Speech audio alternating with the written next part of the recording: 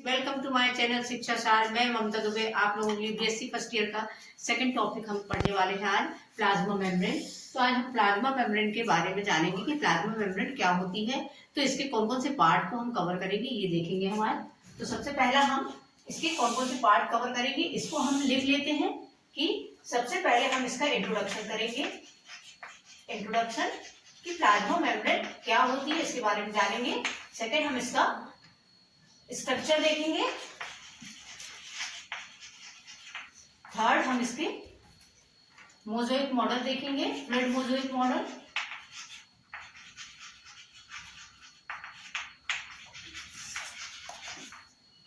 Singer एवं Nicolson का जो फ्लड मोज़ेक मॉडल है वो सर्वमान्य है, आज के समय में ज्यादा मान्यता है उसको, इसलिए हम उसी मॉडल के बारे में पढ़ेंगे इसके बाद।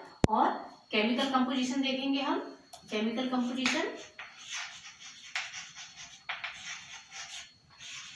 Composition of plasma membrane.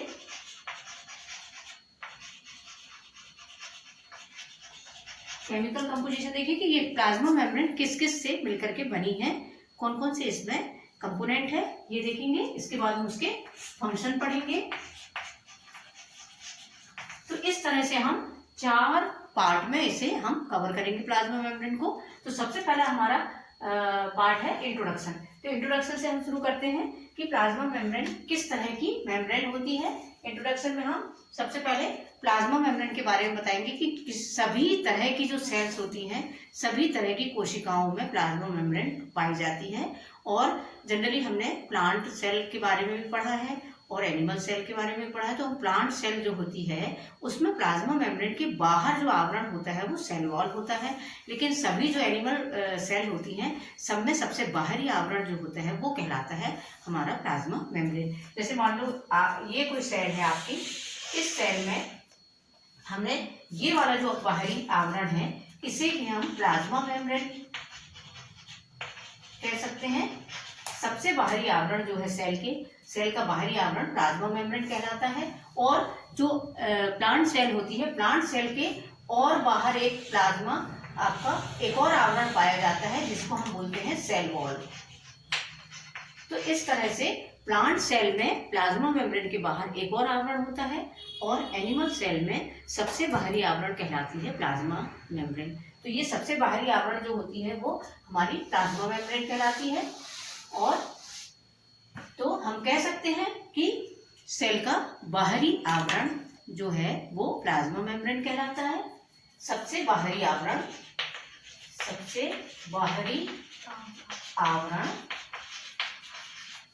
Cell का प्लाज्मा मेम्ब्रेन कहलाता है। इस तरह से हम बोल सकते हैं, इसको कहलाता है। ये जो प्लाज्मा मेम्ब्रेन होती है बहुत ही पतली होती है, लचीली होती है और गतिक होती है, क्योंकि इसमें फ्लैजिला पाए जाते हैं और सीलिया पाए जाते हैं जो इसको गति प्रदान करते हैं। और पारगम्य होती है किसके द्वारा, मतलब ये चयनात्मक, किसी भी अणुओं को अंदर आने और जाने देने में ये चयन करके अंदर आने देती है और चयन करके बाहर जाने देती है, इसलिए इसको चयनात्मक पारगम्य भी कहा जाता है। तो इस तरह से हम लिख सकते हैं कि यह जो है हमारी प्लाज्मा मेम्ब्रेन, यह पतली होती है, लचीली और गतिक होती है। ये गतिक की इसमें प्रोसेस होती है, गतिक होती है और यह चयनात्मक पारगम्य होती है। या हम इसको बोल सकते हैं सिलेक्टिव परमिएबल बोल सकते हैं, इसको हम सिलेक्टिव परमिएबल। तो इसमें सिलेक्टिव परमिएबिलिटी पाई जाती है जो किसी भी आयनों या अणुओं को सिलेक्ट करके अंदर आने देती है और बाहर जाने देती है। तो इस तरह से हमने प्लाज्मा मेम्ब्रेन के बारे में देखा, पारगम्य होती है। और यह जो होती है प्लाज्मा मेम्ब्रेन, कोई भी जो हमारी कोशिका के बाहर का जो वातावरण होता है उससे कोशिका को अंदर के वातावरण को और बाहर के वातावरण से अलग रखती है। तो इस तरह से हम लिख सकते हैं कि बाहरी वातावरण से यह कोशिका को अलग करती है। यह बाहरी वातावरण से बाहरी वातावरण से या एनवायरनमेंट से सेल को अलग करती है, और जो आयन होते हैं, आयनों और अणुओं को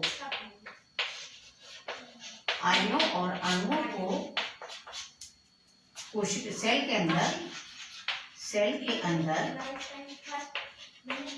आने और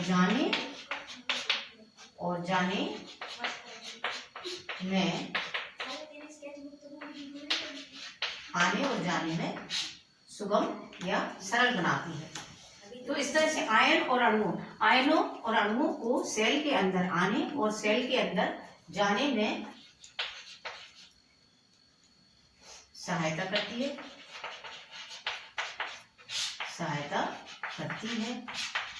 यह जो मेम्ब्रेन है, यह जनरली किसकी बनी होती है? प्रोटीन, कार्बोहाइड्रेट और लिपिड के एक तरल के रूप में होते हैं। ये तीनों तरल का समुच्चय होती है।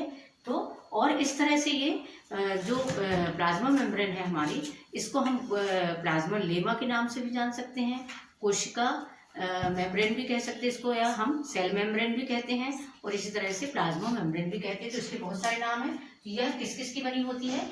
इसमें प्रोटीन,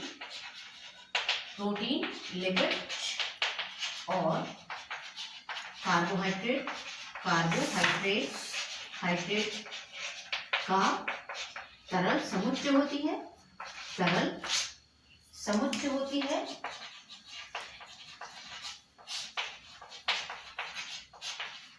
और इसे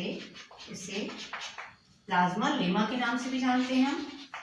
प्लाज्मा लेमा या सेल मेम्ब्रेन के नाम से भी जाना जाता है। तो इस तरह से हम प्लाज्मा मेम्ब्रेन के बारे में हमने जाना कि इसमें क्या क्या होता है। ये प्रोटीन, लिपिड और कार्बोहाइड्रेट का तरल समुच्चय होती है, मतलब एक संगठन होता है जिसमें ये तीनों चीज पाई जाती है। इसे हम प्लाज्मा लेमा के नाम से भी जान सकते हैं और सेल मेम्ब्रेन के नाम से भी जाना जाता है। तो इतना हमने इंट्रोडक्शन देखा। अब हम इसका स्ट्रक्चर देखेंगे कि इसमें किस तरह की बनी होती है, ये कौन कौन से कंपोनेंट होते हैं इसके अंदर, और उनका किस तरह से होता है स्ट्रक्चर।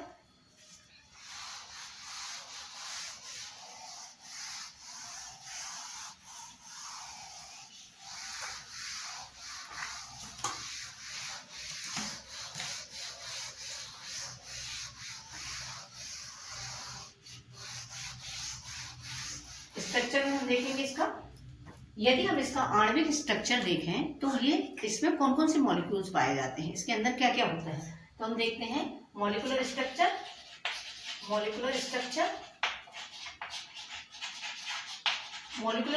देखें तो इसमें क्या होता है, एक स्तर जो होता है बाहरी स्तर या हम बाहरी स्तर बोल सकते हैं। बाहरी स्तर जो होता है वो किसका बना होता है? प्रोटीन का बना होता है। प्रोटीन का बाहरी स्तर होता है, प्रोटीन का बना होता है, जो 20 एंगस्ट्रॉम मोटा होता है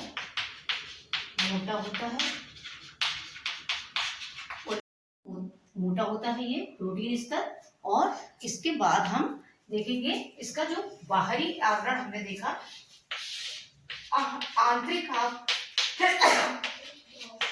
आंतरिक स्तर जो होता है वो भी प्रोटीन का बना होता है। इनर लेयर और आउटर लेयर, दोनों लेयर के बीच में जो होता है वो मिडिल लेयर जो होती है वो लिपिड की बनी होती है, और दोनों आउटर और इनर लेयर जो होती है वो प्रोटीन की बनी होती है।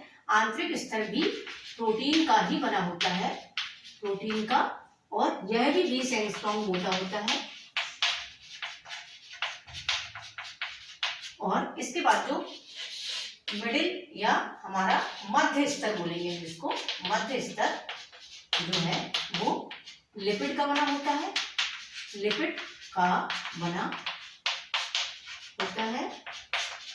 जो 2 परतों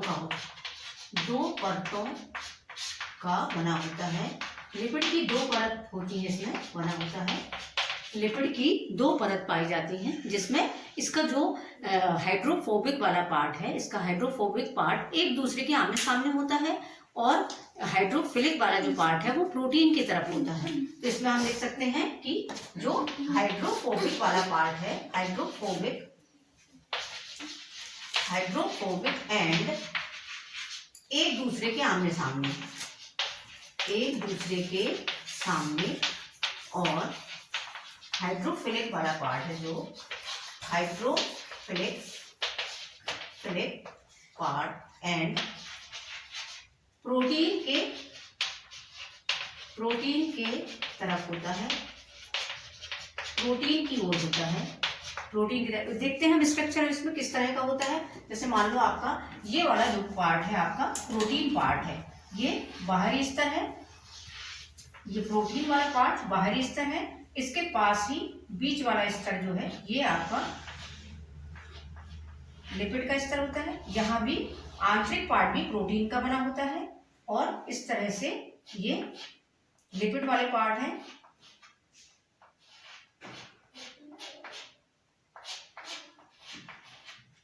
ये भी आंतरिक पार्ट प्रोटीन का बना होता है, ये लिपिड वाले पार्ट है।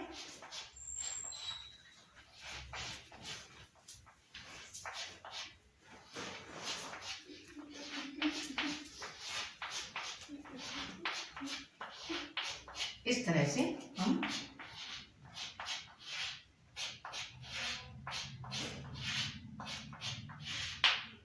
हम देख सकते हैं, ये आपका प्रोटीन वाला पार्ट है।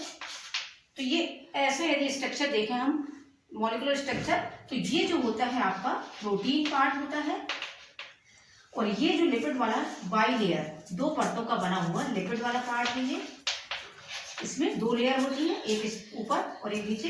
तो ये जो पार्ट होता है ये हाइड्रोफोबिक वाला पार्ट है जो एक दूसरे के आमने सामने होता है, और ये हाइड्रोफिलिक वाला पार्ट है जो प्रोटीन के साइड होता है। ये भी प्रोटीन पार्ट होता है नीचे। तो इस तरह से आउटर पार्ट और इनर पार्ट प्रोटीन का बना होता है, मिडिल पार्ट जो होता है वो लिपिड का बना होता है। लिपिड में दो परतें होती हैं, जिनमें ऊपर वाला हाइड्रोफिलिक पार्ट और बीच वाला जो टेल वाला पार्ट है, इसको हम टेल भी बोल सकते हैं। तो ये हाइड्रोफिलिक पार्ट जो है वो एक दूसरे के आमने सामने। इस तरह से हम देखते हैं इसको कि ये जो पार्ट है ये हाइड्रोफिलिक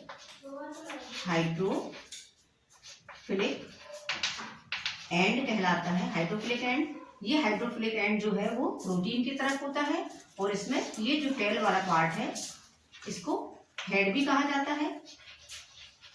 हेड वाला पार्ट ये टेल वाला पार्ट कहलाता है जो हाइड्रोफोबिक होता है,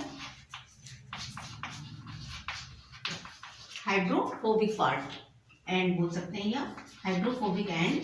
ये जो होता है वो एक दूसरे के आमने सामने होता है, हाइड्रोफोबिक वाला पार्ट एक दूसरे के आमने सामने। ये जो एंड होता है ये नॉन पोलर रीजन होता है, ये एक तरह का ये पार्ट जो है नॉन पोलर कहलाता है, नॉन पोलर। और ये जो कहलाता है ये पोलर रीजन कहलाता है।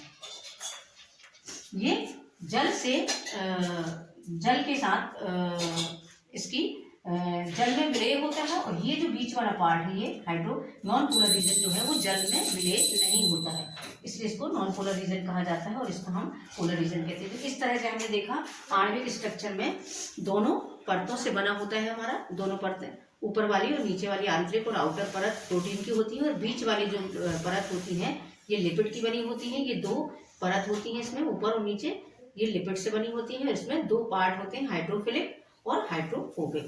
तो इस तरह से हमने इसका स्ट्रक्चर देखा, मॉलिक्यूलर स्ट्रक्चर। अब हम इसका कंपोजिशन देखेंगे।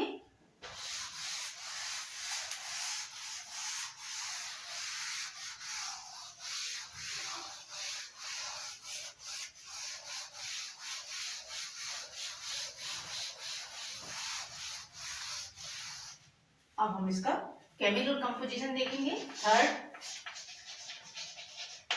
केमिकल कंपोजिशन और plasma membrane.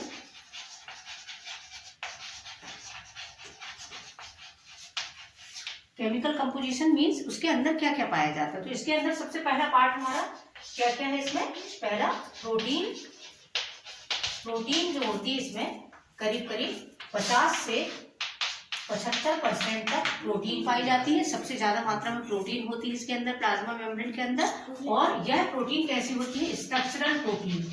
Structural protein, structural protein इसके अंदर पाई जाती है, जो हमारी प्लाज्मा मेम्ब्रेन का बहुत सारा स्ट्रक्चर बनाती है। और इसमें बहुत से प्रोटीन जो होते हैं वो प्लाज्मा मेम्ब्रेन के अंदर भी पाए जाते हैं और बाहरी वातावरण में, बाहरी वाले भाग में भी पाए जाते हैं। इस तरह से उनको अलग अलग हम इसको पेरिफेरल प्रोटीन के नाम से भी जान सकते हैं, और कुछ इंटीग्रल प्रोटीन भी इसमें उपस्थित होते हैं। और सेकंड पार्ट जो होता है हमारा, इसमें क्या होता है? लिपिड वाला पार्ट होता है। लिपिड जो होती है इसमें, इसका 20 से लेकर के 50% तक लिपिड होती है, लिपिड पाई जाती है, जो फॉस्फोलिपिड के नाम से जानी जाती है। जो फॉस्फोलिपिड इसमें फॉस्फोलिपिड के रूप में होती है और ग्लाइकोलिपिड के रूप में भी होती है। ग्लाइकोलिपिड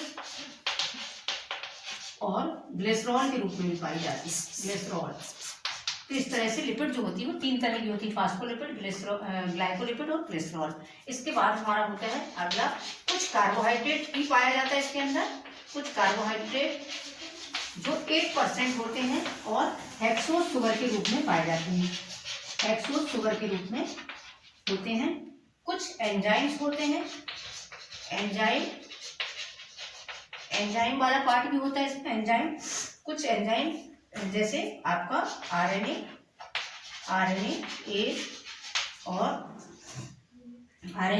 और भी आपके एंजाइम इसमें पाए जाते हैं।